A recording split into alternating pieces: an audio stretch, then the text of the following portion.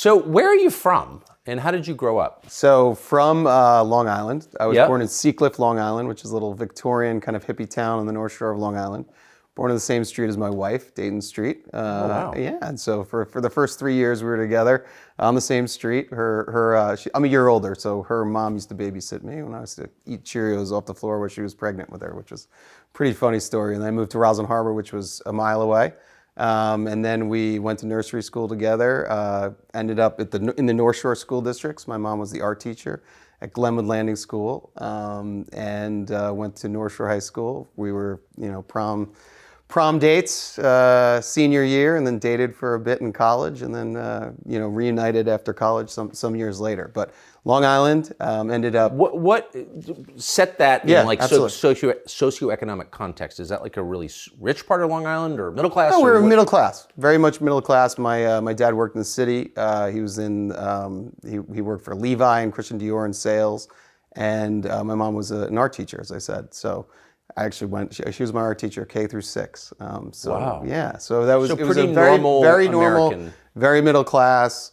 3-sport athlete. Lacrosse, winter track, football. Very kind of, even though it's Long Island and close to the city, it's kind of very Americana. Yeah. Oh, it is. too. Surprisingly. So then you go to Yale for lacrosse. I did. Well, I went to Yale for the academics, but we like to keep that. Yes, but lacrosse was a big part of me being admitted. Absolutely. What did you think of it? Was it a different world from the one you were from? Yale, yeah, absolutely. It's a long time ago to reflect back, but it was certainly there was a big culture shock, both academically and socially, immediately, like first weekend of school. So. In what way? Just it was. I got to school, and there were.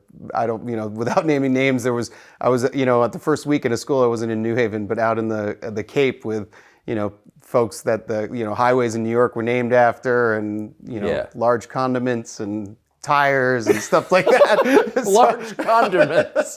So it was definitely it was a big culture shock, but I adapted pretty quickly from a academic standpoint. The academic rigor was certainly from a public high school in Long Island relative to Taft or Exeter or Andover. There was a quick learning curve, but it was attainable. And then socially, I think I did a fine job as well too.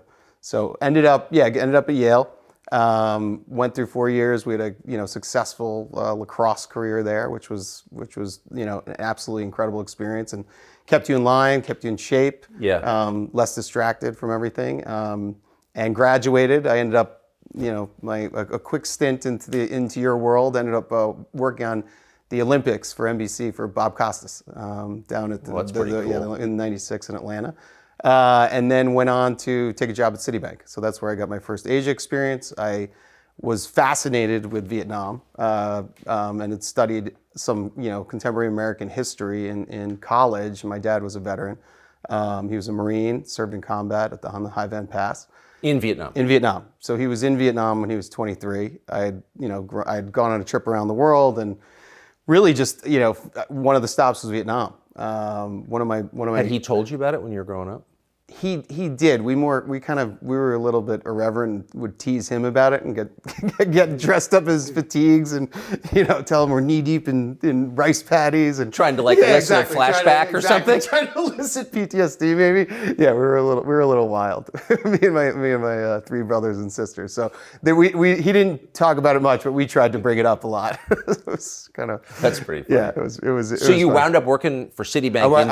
I wound up getting a job with Citibank in Vietnam. I kind of orchestrated it through an uncle that had a relationship at Citibank, and ended up getting a management associate job there.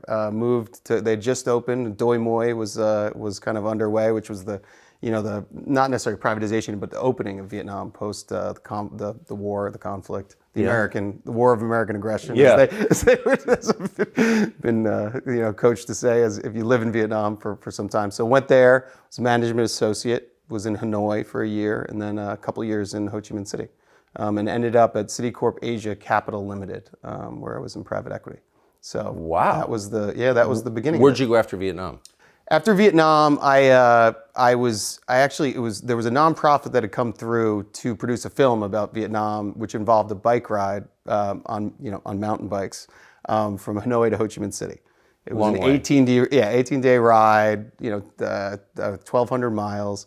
And we had a production team actually video it. Citibank, they asked me at Citibank to sponsor it. So I wrote like a letter to New York and said, can we sponsor this amazing event?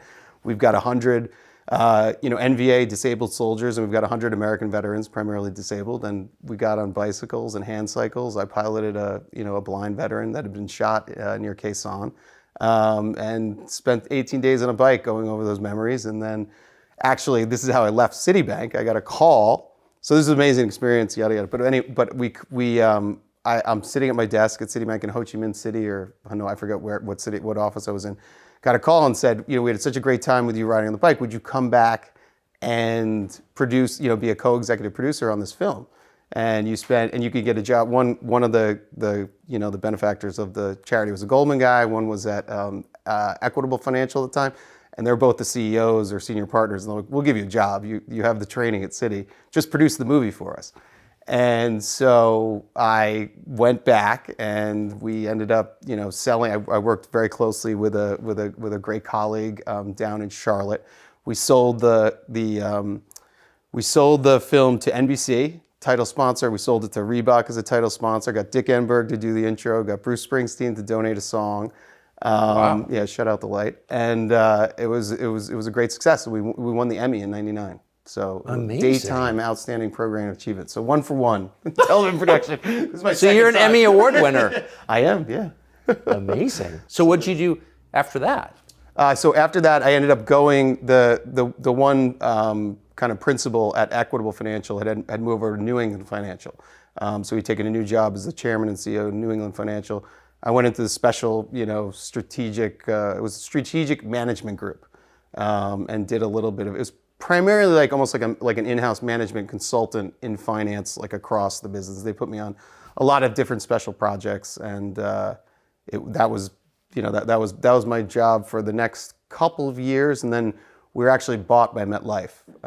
And so when New England Financial was bought by MetLife, I went down to New York very quickly in that acquisition. But my boss, who was the CEO and chairman, became the president of individual life at MetLife, a much bigger organization. So it wasn't as interesting an opportunity. So I went out and started a technology company with one of the consultants I'd worked with previously, one of the management consultants. I think it was at Arthur Andersen. And we started a tech company and sold that in 2004 to Coactive Marketing Group, which was a NASDAQ-listed company. And then from there, so that was kind of an exit while I was working very closely on the Carry for President campaign. So I was a volunteer. I was essentially raising capital, organized some different, I guess, surrogate tours and bus tours with some celebrities, stuff that's since backfired. But that campaign in 2004 it seemed to work.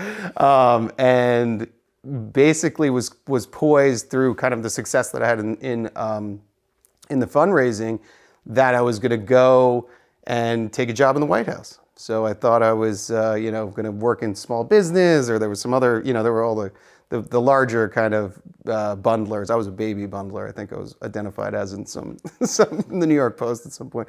But I ended up, looking at those jobs and looking at, what we'd have to do in security clearance and all that. Long story short, I'd sold, Sataro was the name of the company that sold. And poised to do that, we thought we were going to win. And then, what was it, November 3rd, 2004, I basically hung a shingle and said I need a job because we lost. I remember that. Yeah. The part where you lost. The part, so I was in Boston. I think I was crying. I was with my wife. I remember in the hotel, looking out at the acceptance stage, which there was a couple of people running, walking around the stage, and drunk dudes, yeah, exactly, people, yeah. unexploded fireworks, and so that was an unsuccessful run. But I spent a lot of time and put a big effort into it, and it was a great experience. We thought we were doing a great thing, and unfortunately, it's hard to beat an incumbent. So 2004 November, you're you're married, no job. Yep, we're without a job, and I team up with a partner, and we start Rosemont. We start Rosemont Capital, and Rosemont Capital starts really as in the private equity world, which in something called a fundless sponsor. So when you're out and in private equity early, you go out as a fundless sponsor, and what that means is you don't have a pool of capital to kind of draw on, but you look for an asset. You identify an asset you think is going to be a good, good private asset that you can either take public or sell to another strategic buyer. So that's always kind of like the infancy of a private equity firm. And a lot of fundless sponsors succeed. A lot of fundless sponsors fall by the wayside, and a lot of managers at fundless sponsors just give up. But if you have some early successes, you can end up establishing a firm, and we ended up establishing a multi-asset class boutique firm that was was fairly successful. Most of our success was in real estate. We ended up buying a real estate management company, and that was called Rosemont Real. We renamed it Rosemont Realty. It was called BGK or some acronym, and we ended up putting the Rosemont brand on that after, I would say, 5 years in business at Rosemont Capital. And that business was sold later in 2015. But at our peak, we probably had $3 billion of assets under management, which is kind of like your scorecard as a private equity manager. We'd done some great things. Was Hunter Biden an original partner at Rosemont? No. Hunter Biden, I met really, or I had met him before, but had like substantive conversations at a lunch I met in 08, 09. So you were already it was 5 years, established Absolutely. with the business by then. Yes, business was quite established. We were in the Rosemont Seneca Partners came along really at the time that we bought Rosemont Realty, so around 2010. I don't know the exact dates right now. It's a while ago. But Rosemont, we had an initial fundless sponsor deals, so 2 or 3, 4 deals that we did independently and worked those deals. Then we'd raised a fund, so we had a 2007 vintage fund, which is the year that you started. It's very clever.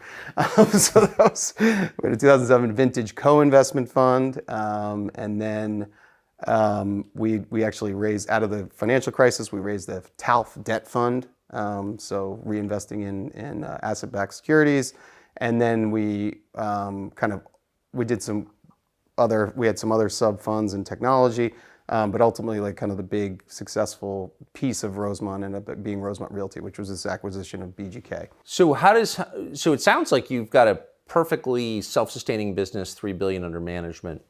That's success, I think. Yeah, absolutely. No, it was. So how does Hunter Biden get involved, and why? So we had this lunch, and a mutual friend, or it wasn't even, I don't know how it was, but an attorney of Hunter's, another attorney, Hunter's an attorney as well, had introduced us, and we had a lunch, and we always, you're always looking for kind of an edge or an advantage as being a boutique, and certainly $3 billion was good, but as an AUM number, a scorecard, but in real estate, it's kind of a levered number, so totally. it's a little exactly exaggerated. Right. If you're Blackstone 4 and you have $3 billion, you have $3 billion of dry powder. If you have a small private equity fund with $3 billion under management, a lot of it's real estate. It's actually not the actual number you have in dry powder. So nuance, but it's very liquid. Exactly, it's very liquid, and you don't have the buying power. So you're always looking for an edge. You're always looking to expand. And we had obviously, we were demystified to Washington just through relationships. And Hunter was in a stage where he was transitioning from lobbying to strategic advisory. What's the difference? Well, as I understand it, when you can probably answer it better than me, given your background. There's a distinction, but no difference that I can see. Right, exactly. So one you register for, the other you don't. Right. And I think that there are some legal, limits around registering when your father's the vice president. So I think that was what they ran into. But you can, and you don't. There's certain. Again, I'm not an expert on it. I know that was. I think in Washington you can't lobby, but you can strategically advise. Right. Exactly. There you go. Strategically advised. Right. It's a good. So, what was the business that you imagined him helping you with? The core business. What we really hoped for was raise introductions to capital, to raise more capital, right, and deal flow. So the things that make a private equity fund successful, whether it's in real estate or asset-backed securities, or just going out and looking for operating assets, it's finding unique deals. And then finding the capital to actually invest in those deals and make them worth more money. Right? Exactly. But you got to have the dough. Right. You got to have the dough. So I think in the back of our minds, the initial was, okay, we can expand our network exponentially. Hunter and his strategic team know, tons of folks, and it's a whole new world of, of high net worth individuals, family offices, institutional pension funds, which was a huge one that we thought that we could crack that never materialized. And yes, and so that was the genesis. But on paper, what we looked at was like, okay, why are you kind of teaming up this? And there was no investment in it. It was Rosemont Seneca Partners was kind of a dovetail concept. It's not like we didn't fund it, nor did they fund it. We just said they had their strategic advisory business, we had our private equity business. Let's combine forces, expand our network, and maybe get some help. Or maybe when we talk to a strategic asset that's selling we had a company that sold body armor, for instance. Maybe we could get a military contract because someone in DC knew the Pentagon people. I mean, it's just simple kind of connecting the dots. It is, but if I can just, and this is not a criticism of you because I lived there, I didn't see this either. But if you're looking for money, Washington logically would be the last place you would go. Right. I mean, you go to New York or maybe Los Angeles or maybe Dubai or Milan or places where people do business. Washington is not about business, it's about governance. Right. It's kind of weird, isn't it? And maybe a sign of deeper corruption that Washington is like the place you go to raise money.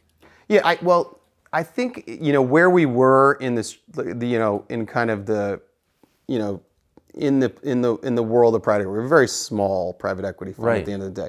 So the network that you're going to is more family office, high net worth individuals, and then maybe you get a breakthrough with a pension fund.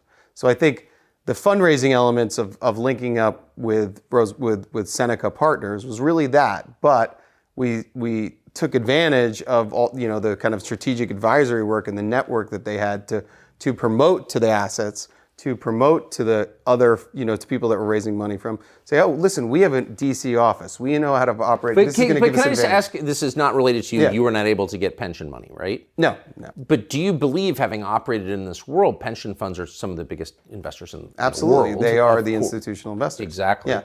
Do you think that political leverage allows people to get investments from pension funds? I mean, clearly it does. In the world? In the world, yes. Absolutely. Unfortunately, we were not able. But but you weren't able to. But like the idea that a pension fund would make an investment decision based on political calculations is like the definition of corruption, isn't it? Yeah, I think that I think there's an entire world and business that's been focused on trying to create those lines of demarcation. I mean, it's one of the biggest. I mean, all the pension managers. I mean, it's a whole world to. It's a bigger discussion, but yes, obviously that would be the ultimate form of corruption. So just to sum up what I think we're hearing so Sure. far is that you're on a pretty conventional business track. Correct. You're working for a big bank at first, and then you decide to move into this burgeoning private equity world, Right.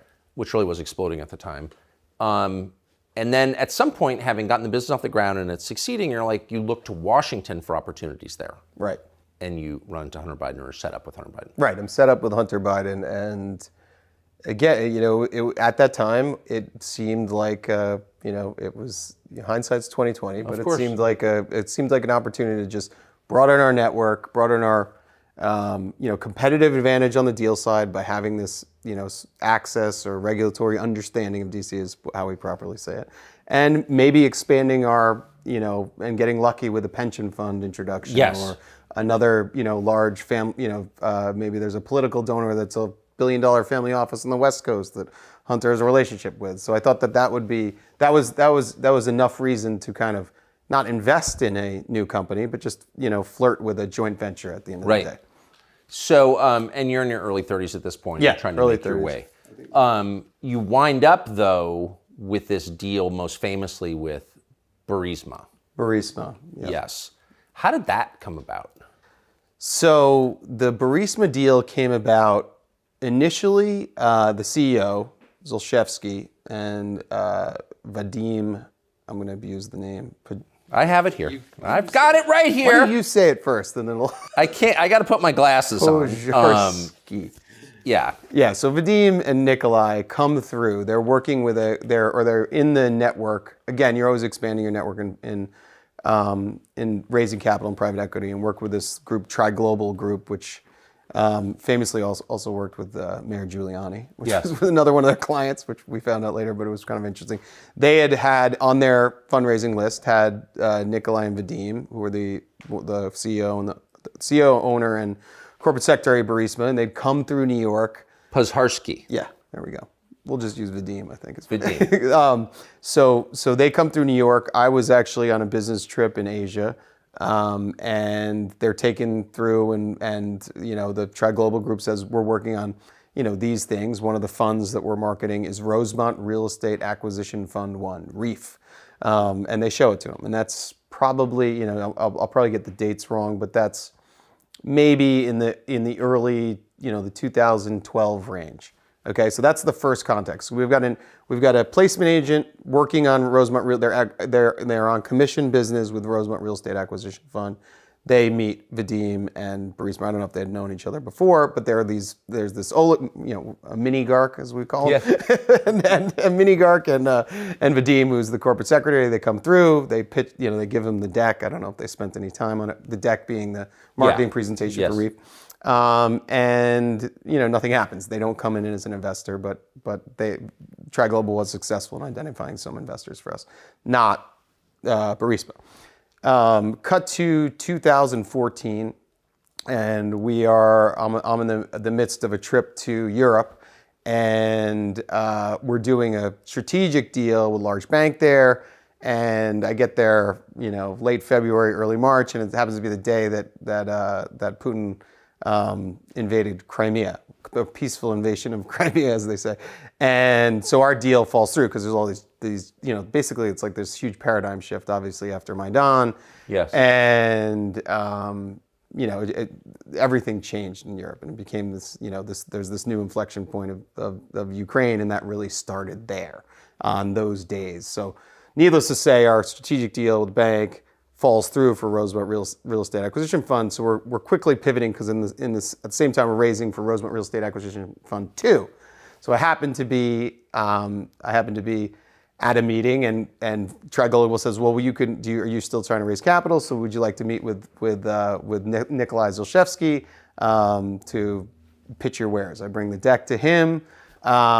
We go through the presentation, and he says, interestingly enough, he knows, obviously he's calculating. He had made some moves earlier, which I'll tell you about, thinking about Ukraine and the former position that he had. So we pitched him the deck. He kind of looks through it, and, I remembered he had some like crazy watch with like it was like a Ulysses Nardone with like an oil thing that was ticking. Like the second hand was like one of those oil wells, like cranking like this. Little I know it was a natural gas rig, but so it was hard to decipher. But anyway, it was quite an impression. He again, for the second time, kind of ignored the real estate pitch, and mentioned in the meeting, he didn't agree. I mean, he was very polite, but he was obviously not interested in that. Mentioned, he said, President Kwasniewski of Poland has joined my board a couple months ago, and do you mind if he gives you a call? That was kind of like our departure. And I said, yeah, wonderful. Please follow up and write $100 million check into Rosemont Real Estate Acquisition Fund 2. So we never had another discussion about that. And the next day, maybe 48 hours later, Kwasniewski and Vadim, who's the corporate secretary, who was not at the first meeting, but he was in New York, a couple of years back. Kwasniewski calls me, says, you want to come to Warsaw? I want to, tell you about Burisma. And I kind of had a hint, but I didn't have a pure picture. It was the president of Poland. It was the president of Poland, yeah. Yeah, so it was. So you happen to be over there trying to raise money for a real estate fund. Exactly. I was there for a big strategic closing that got completely blown up by world events. Exactly, by world events. So you're over there to raise money for your real estate fund. Correct. From the guy from Burisma, because he's just a rich guy looking to diversify. They make a ton of money selling natural gas, and they want to invest it. Right. He's not interested in your pitch, and he says, by the way, since you're here, I'd like you to talk to the president of Poland. Yes. Who then calls you. Yes. It was coordinated by Vadim, but yes, eventually we somehow got connected on WhatsApp, and yes, calls me, invites me to Poland. I was on a a lot flight from, or whatever what the airline's called, I think it's LOT, from JFK within a couple days. And I flew directly to Warsaw for 36 hours, sat down with Kwasniewski, and he said, listen, we've got a great opportunity, energy independence for Ukraine. This company, Burisma, I joined the board. There's we've looked at your profile. I know, you've got Rosemont. You can raise, and the idea was to raise outside capital for Burisma. So they were like, come join the board. It's a very high paying opportunity. It wasn't, we didn't talk details on that in that particular meeting, but he's like, trust me, and there's a chance to build an equity position in this business, and this could be, the next Exxon of Ukraine or whatever. I think there's some discovery emails that talk about that. Yeah. So well, why wouldn't it have been? I mean, it was a real company. Exactly, real company, incredible management team. New age equipment. But why you? Why me? Because I was a Belieber.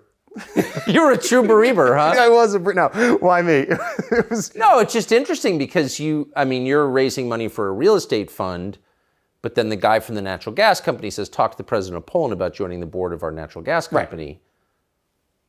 Right. Was Hunter Biden mentioned at all?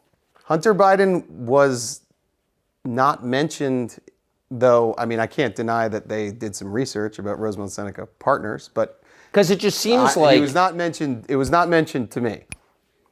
It's a little. I mean, you sound like a very capable business operator, but not someone who specializes in the energy sector. No, I've had a diverse portfolio. Right. Well, now you know a lot about energy. Now I do. Yeah. Yeah, but then. Right. Agreed. I had one energy investment that we had made in Texas, but that's true. I was certainly not by any stretch of the imagination an expert in excavating natural gas. Right. But the president of Poland is asking you to join the board. I mean, by the way, lots of weird things happen in life, but I just kind of suspect that maybe this was all about getting Hunter Biden involved. I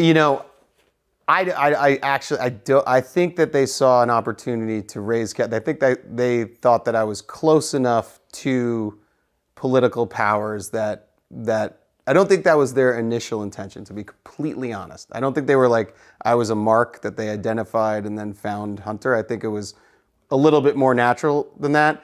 And at the end of the day, similar to kind of what happened in my fate, that, be careful what you wish for. Yeah. So how did he get involved? It was as you go on with the progression of the story. So he's obviously a partner, and we're always looking to incent each other and include each other in each of our opportunities.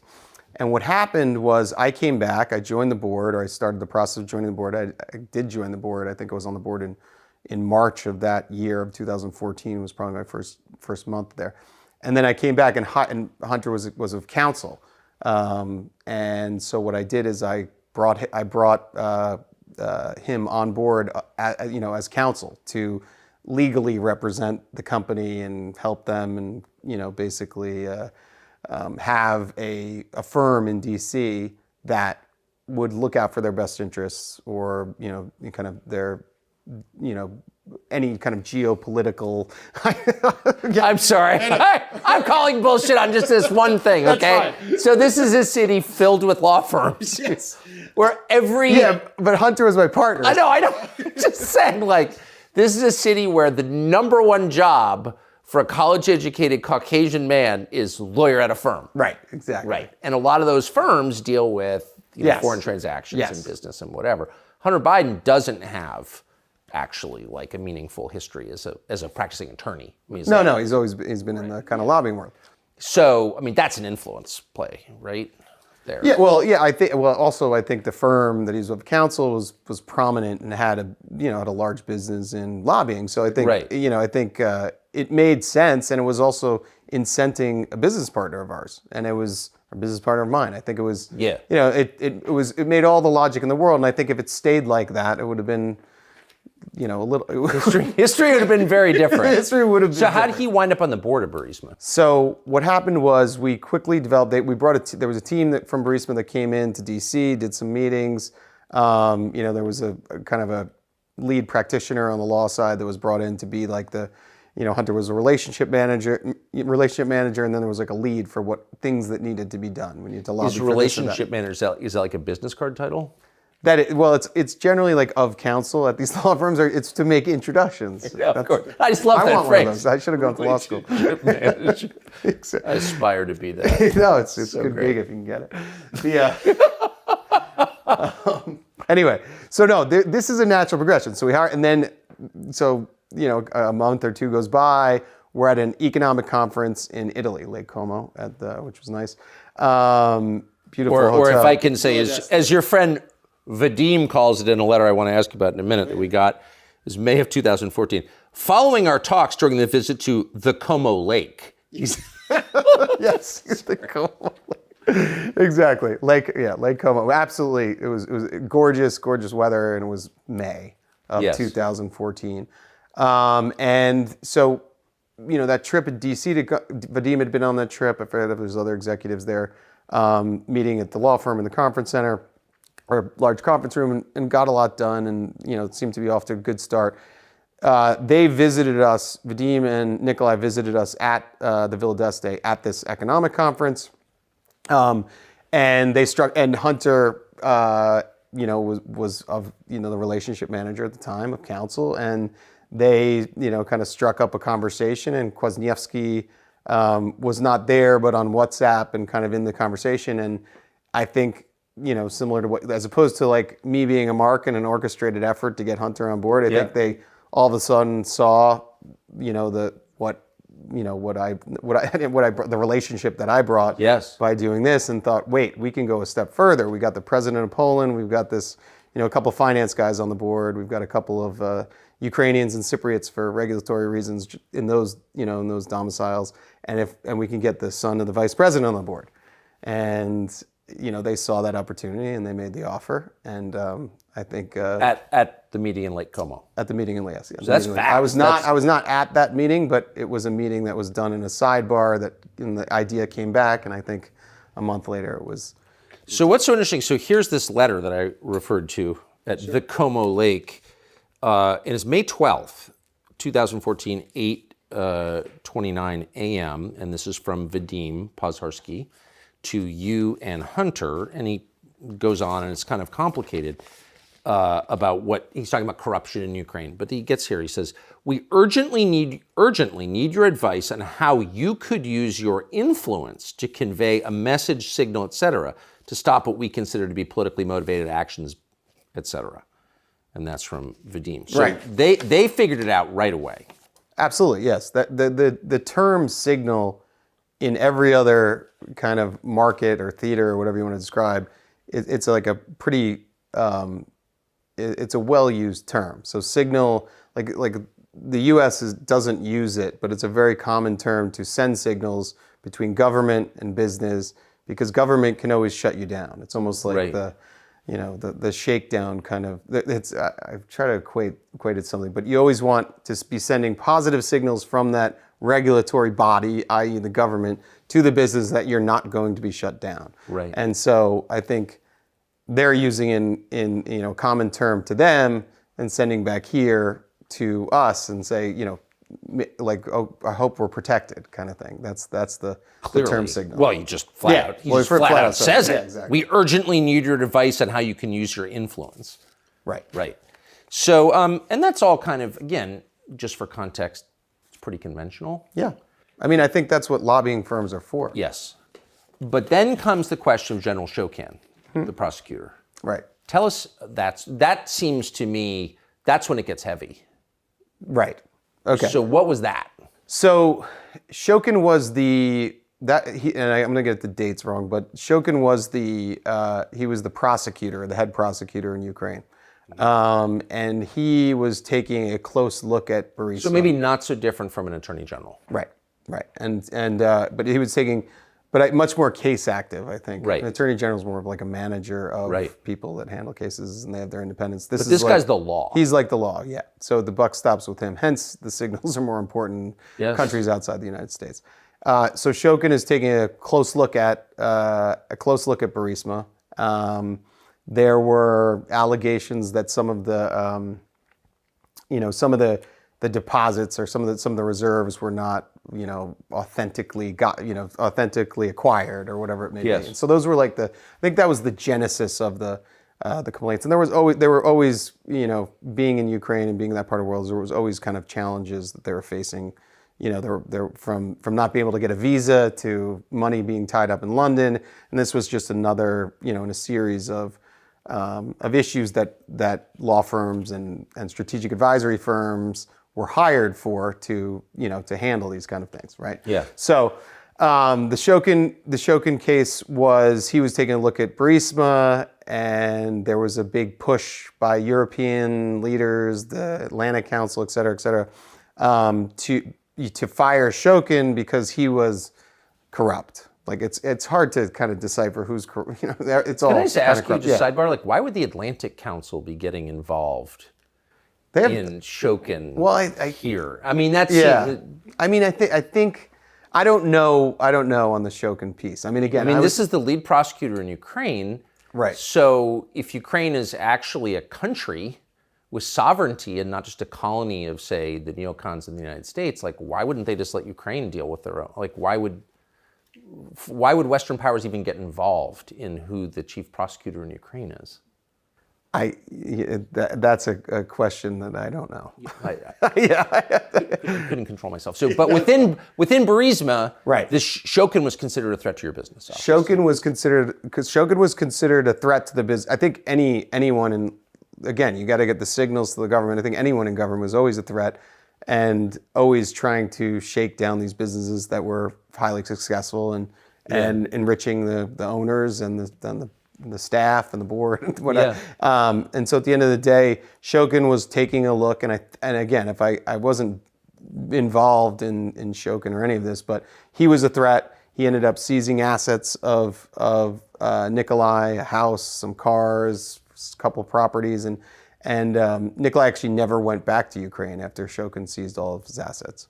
And the case was, and obviously it's all out there. The case was that Shokin, there was all this pressure to fire Shokin from this, the larger community, and then he was fired, and then somehow Burisma was let off the hook. I mean, that's what the story was. And Joe Biden, of course, was the driving force behind his firing. Yeah, he was involved in that. There's obviously video. Involved? I mean, Biden bragged at Council on Foreign Relations, they had $1 billion coming from IMF, and I said, if you don't fire this man, you're not getting them $1 billion. Right. But it's I think on this one, it certainly wasn't made clear to us at the board level, that there was that was a favor to be done. The narrative, I don't know the narrative, and I don't want to lead anyone down that kind of path. That's what happened, because I don't know the narrative. But Joe Biden knew that his son was on the board of this company that was being hassled by the prosecutor whose firing he was calling for. Right. Yeah.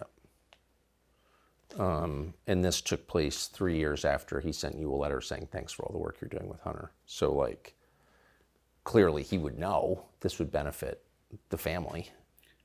Right. I don't want to get it, but the narrative was that Shokin was already taken care of. That was the popular narrative. That's the only thing that he was already on his way out. Exactly. That was the narrative that was fed to the board. Okay, so you were told when Shokin got fired that it had nothing to do with it. No, we were told that was bad and we don't want a new prosecutor. So was taken care of. So it's this is not like, checkers. This is multiple dimensions here.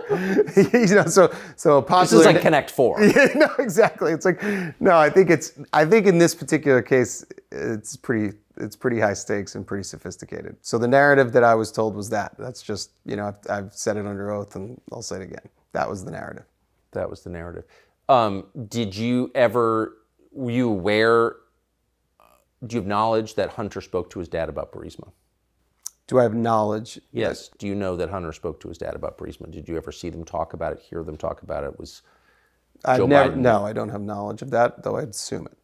You would assume it. Right. I would assume it in a general sense of travel and that kind of thing. But on, I've told a lot of people in the past, there was not business content conversations. It was the idea of signals and influence, the prize is enough in speaking or hearing or knowing that you have that proximity to power.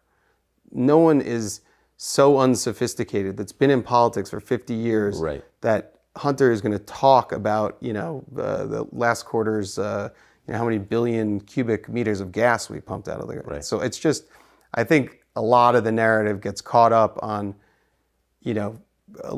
over speculation of these conspiracy theories that are just not true. I think That's not the way it actually It just works. doesn't work like that. So it's enough to be sitting at a meal at Lake Como with your new Ukrainian friends, and your dad happens to call. Let's put him on speaker. That would be that's. I think that's enough. That's the second most powerful man in the world. It's just how the world works. So there's been a lot of effort on the part of Republicans to prove money transfers from Hunter to Joe. Right. And then there's the other brother, Jimmy, who I'm going to ask about in a minute. But so far there are hints of it, but we haven't seen the direct transfer. But did you ever wonder when you were in the Biden orbit, like, how do they live so well? I mean, Hunter grew up in a huge house in Wilmington. The family had this very expensive beach house.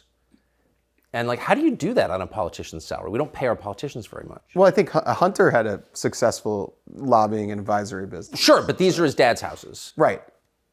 How does that, did you ever wonder, how do you do that? Well, at that question, I really only was under the kind of tenure at the Naval Observatory, so I knew the government was paying. We were paying for it. Yeah, no, of course, but they had these other houses. Yeah, I was at Bo's house, I was at Hunter's house, but those were the houses. So that was not something that I often thought about. Put it that way. Okay. It's just interesting because you're coming from a non-political world on Long Yeah. Island, middle-class world, and you wind up in, around all these high flyers. Yeah. Right. I mean, and some of them don't have business jobs. They have political jobs, but they're living really, really well. Yeah. I thought the cost of living was lower and what. No, I don't. It is pretty remarkable. It's pretty beautiful, weird, right? Suburban place to live. And I mean, I think the money that's thrown around DC is significant. I mean, as far as lobbying contracts and legal contracts and all of the bills that go out, and I mean, there's money flow. I mean, it certainly is. But it sticks to the people who live there. The money's supposed to go out to the whole continent. Right. Yeah, that's a bigger discussion. Doesn't? Interesting. So when Biden called for Shokin to be fired, right, very publicly, and then got it done, bam, right. What did you think? Again, the narrative. They've tried to beat this into my head a million times because it does work on paper as far as the logical steps. But we were told that Shokin had already been taken care. That he was under control, and that this is going to be a whole big problem for Burisma now. It's a huge problem because. I mean, I don't know. The guy was going to shut our business down, just got fired. Oh no!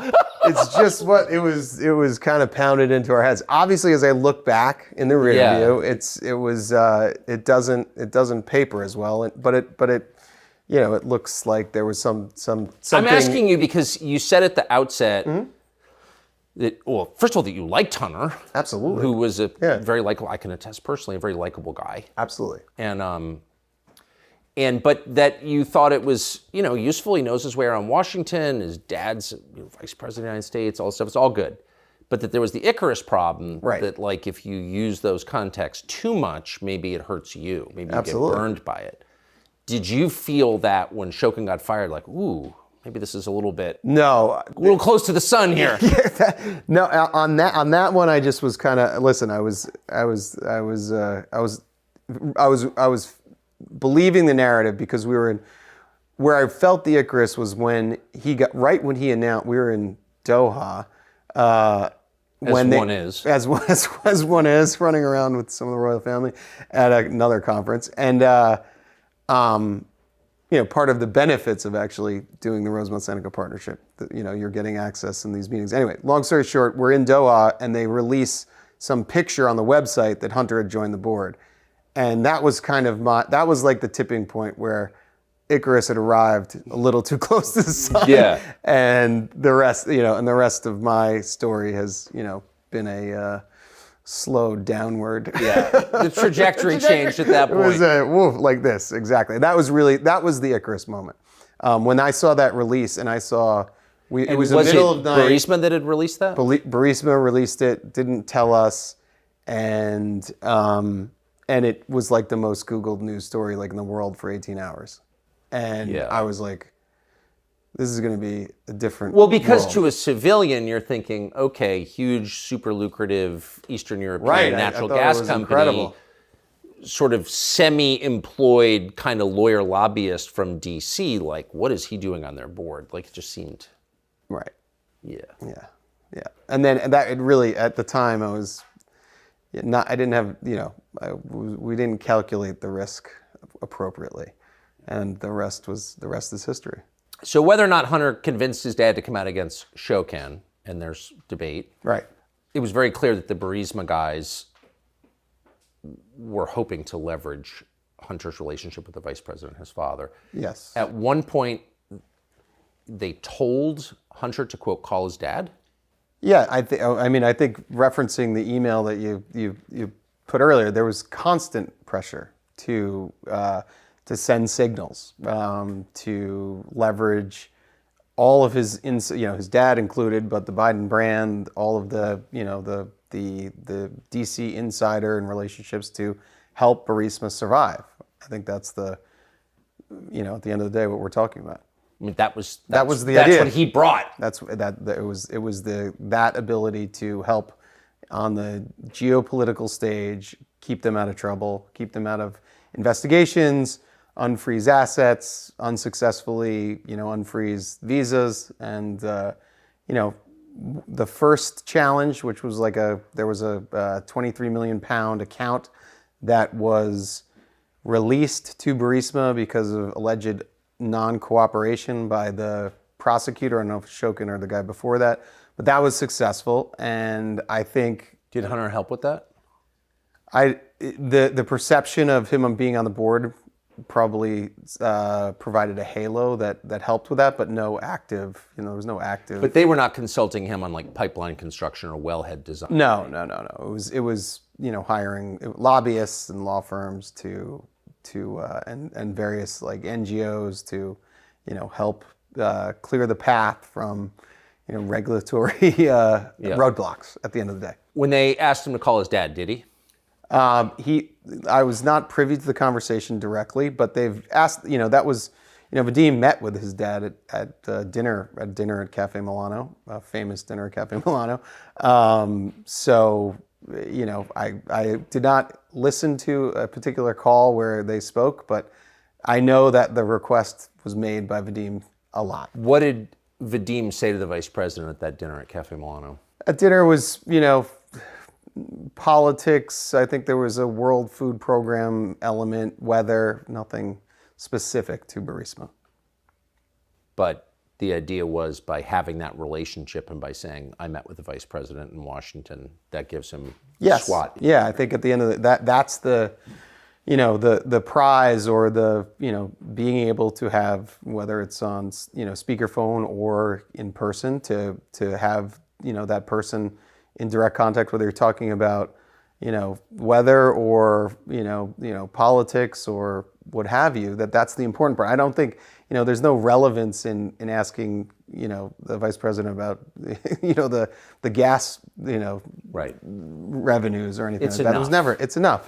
And the prize is that contact and that access to power. What was the payment like from Burisma? Like, what did Hunter get? I mean, he it was- famously made It was $83,000 a month. It was 80. Yeah, it was taken into a company. It was 283. Like the contracts were around board seats, and then the kind of scope of work was him on the governance side, as we've talked about. And I was in, first to raise capital, but then after the Doha, Google situation where they announced him on the board, raising outside capital was out. So it became international expansion. So the payment was $2 million a year to one of our LLCs. There were other business activities that happened in that. We had to pay some of the Cap Intro guys that introduced us initially through the Rosemont Realty. So he, the payments were, and I think it's incredibly well documented. Initially, it was about $700,000 a year. It built to about $1 million, and then it was, I think, less for the rest of his tenure. The second his father left the VP's office, it went down. I think that happened. You think that happened? I think that I was long out of it by then, but I think I've been told that. What about gifts? And this is a part of the world where people give gifts, right? And those gifts are a kind of non-taxable payment. You could argue. You could argue. Were there gifts? There were some birthday gifts. A watch. Just Timex kind of watch, or no? What was the watch? I believe it was a Hubolt. A Hubolt. I'm not actually sure. I shouldn't even say that. But I don't know. But I know there's a birthday gift. I've also been refreshed in my memory through the series of documents that have been put in front of me. Yeah, through your testimony to the Congress. It might have been. Yeah. Exactly. So a watch like that would cost like ballpark? $50,000 to $100,000. Yeah. So real gift. A real gift, meaningful. So you're working in Ukraine, and just based on our off-camera conversations, we're actually interested in the business. Absolutely. And it's kind of an interesting business, actually. It powers the world. So right, it powers the world. And meaningful business. Yep. In your time in Ukraine, did you notice a lot of Americans running around from Washington, exerting influence over there?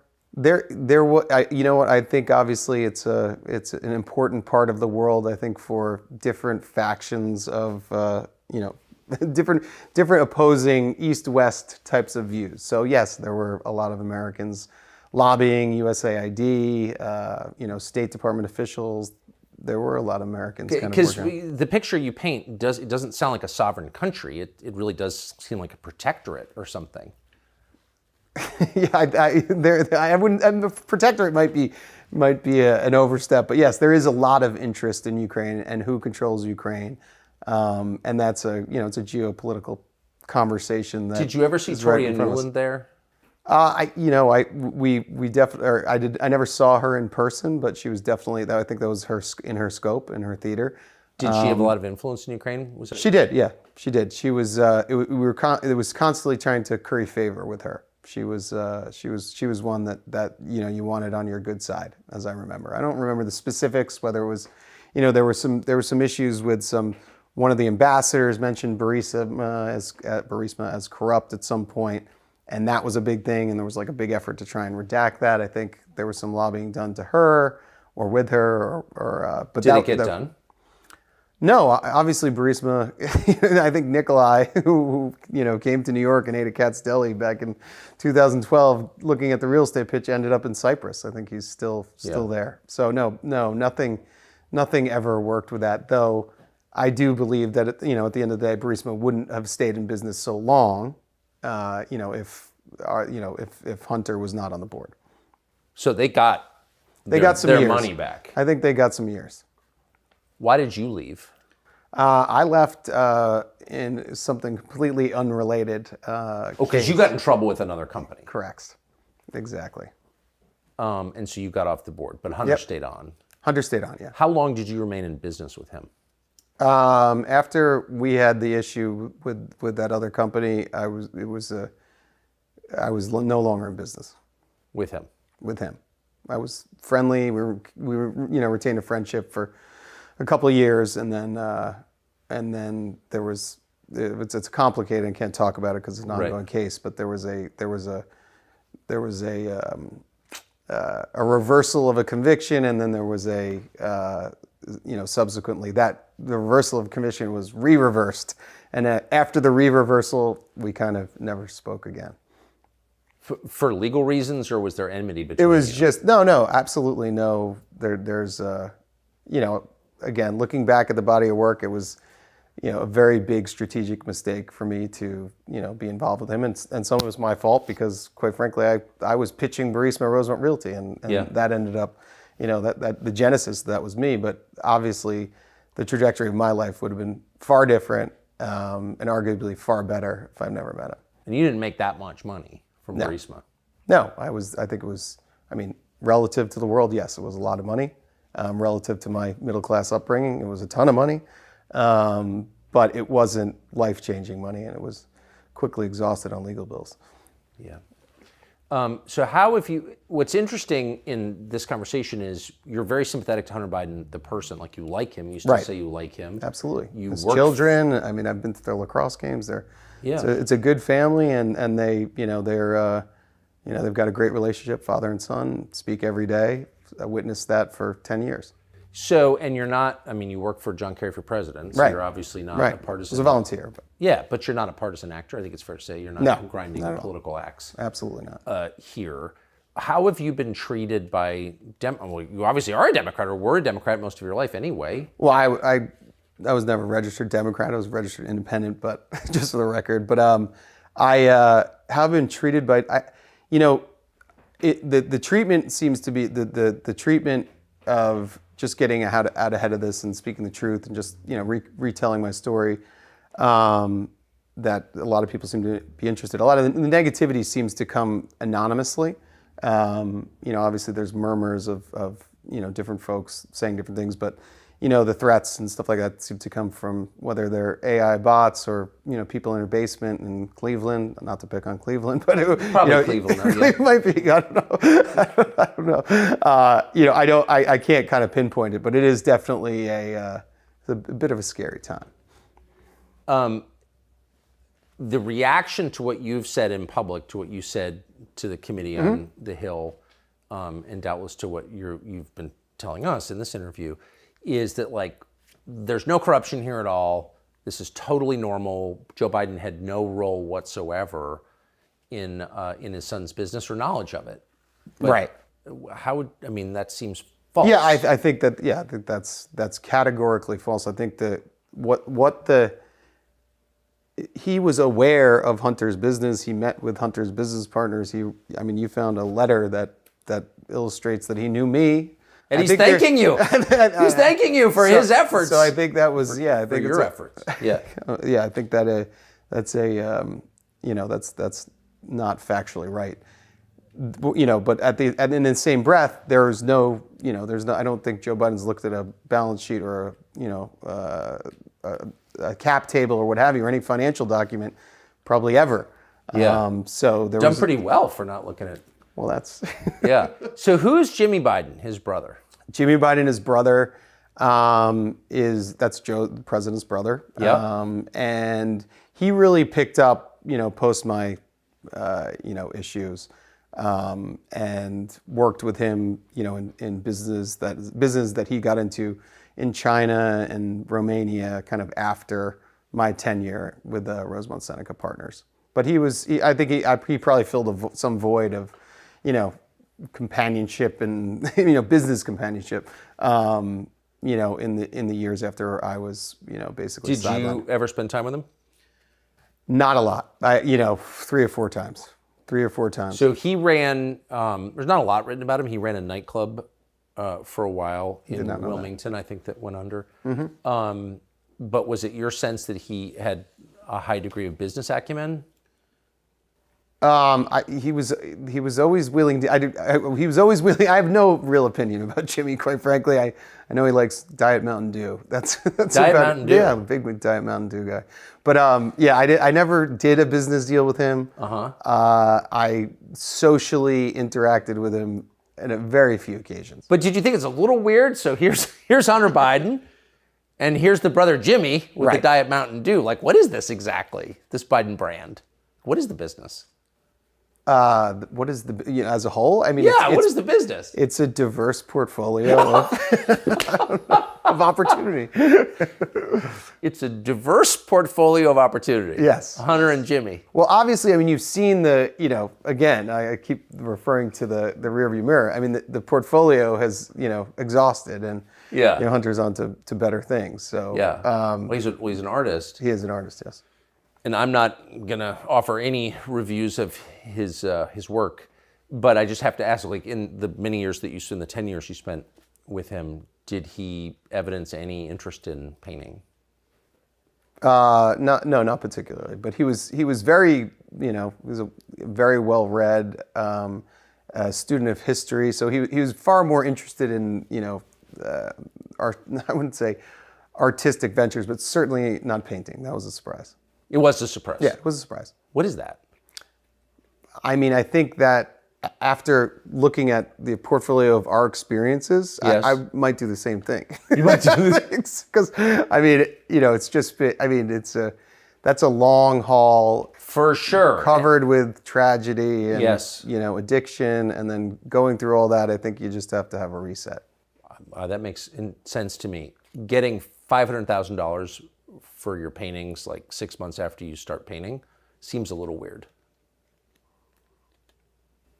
No?